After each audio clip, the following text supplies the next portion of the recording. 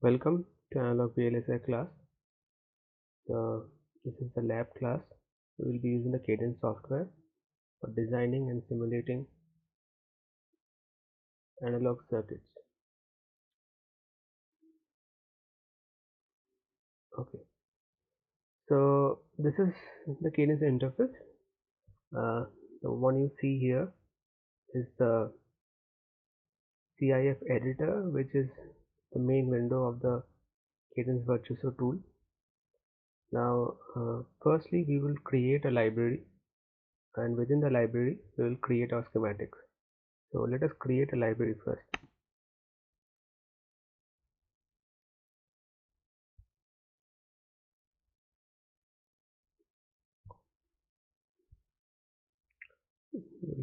Go to File, New, Library. So we have to give a name to the library.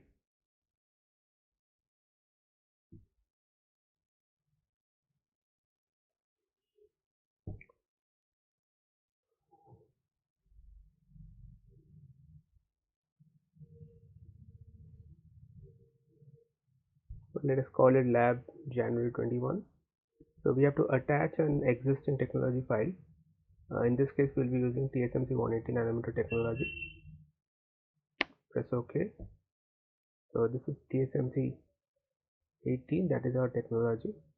So our library is created, and within the library, we will create a schematic file. Okay. Now we'll go to the schematic editor window. We'll create a new schematic file. We'll go to the library we have created, and we'll call our first schematic inverter. So inverter will be our first circuit. So we will draw the schematic of the inverter. The inverter consists of a PMOS and an NMOS. So in order to place the symbols on the schematic editor, we have to press I to instantiate. So I is the short key to instantiate any symbol. Now there are different libraries. As you can see, we'll again go to TSMC 18 library and search for PMOS 2 volt, that is the 1.8 volt PMOS.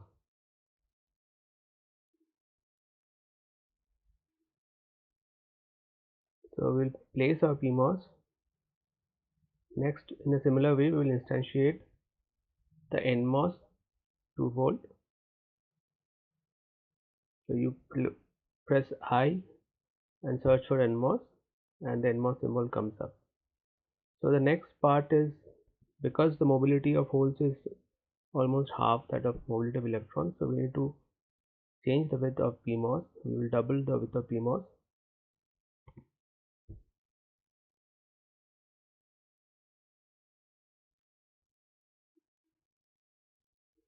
So in order to change the width or change any property, so you just select the symbol and press Q.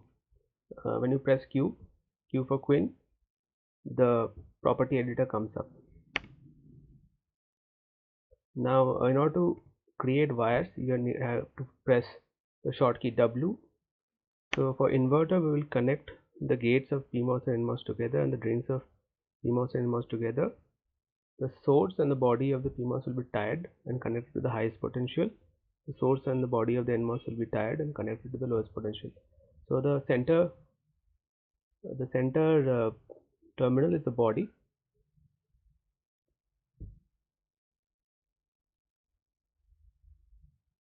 Okay, this is our inverter schematic. Now in order to simulate the schematic, we will need the sources, the power supply, the ground, and the pulse signal. So we will place those in our schematic. In a similar way, we will press I and we will go to analog library. The sources are in analog library. So we'll first place ground, and VDC is our DC source.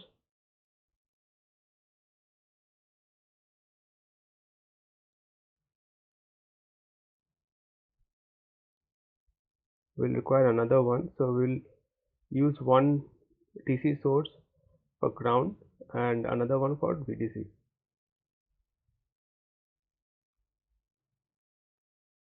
we need a V pulse. So the pulse generating signal, we'll place it here. So now we'll define the properties of the source.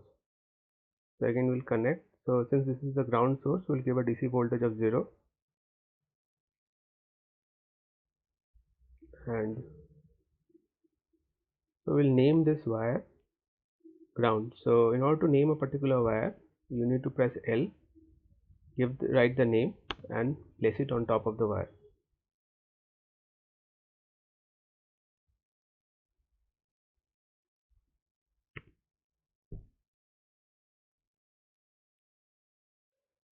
We will connect the ground to the negative terminal of other sources. Now we will give a DC supply of 1.8 volt, and we will define the V pulse.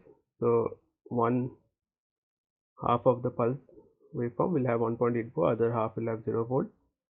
We will give a period of 20 microseconds and a pulse width of 10 microseconds.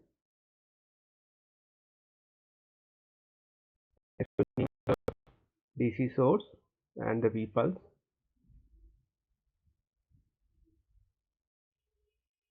In similar way, press L, write the name. So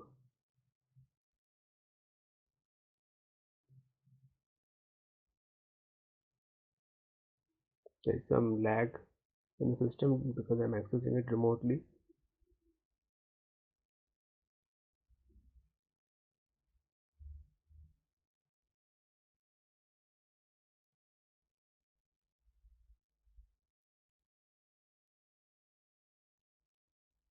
So I will call my V pulse as V in. Now all we need to do is name the corresponding nodes in the main circuit.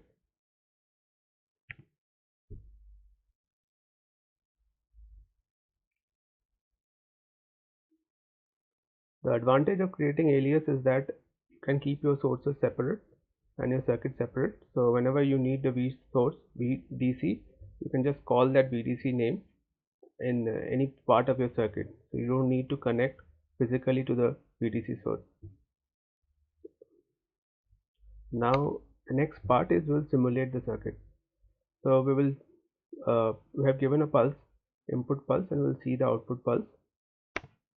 So in order to do that, we will go to launch, and ADEL is a simulation tool.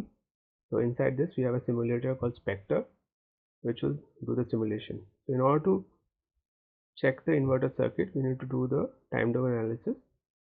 So we will do the transient simulation. So go to this, there is a transient AC/DC simulation. All the simulations are there. So we'll do transient simulation.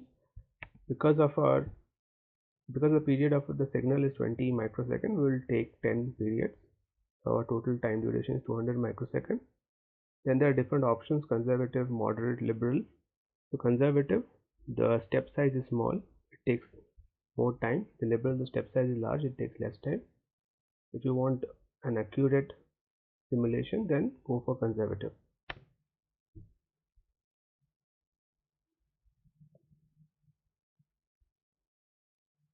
Next we have to select our input and output wires. So this we need to select because we need to view the input and output. So we'll go to selection, select from schematic, V in, V out. So before simulation you have to press X for check and save. You can also go to file and do check and save. So we'll run a simulation.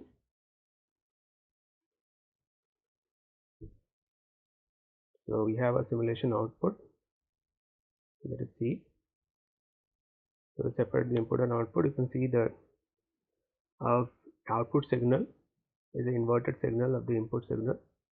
So the inverter is working fine.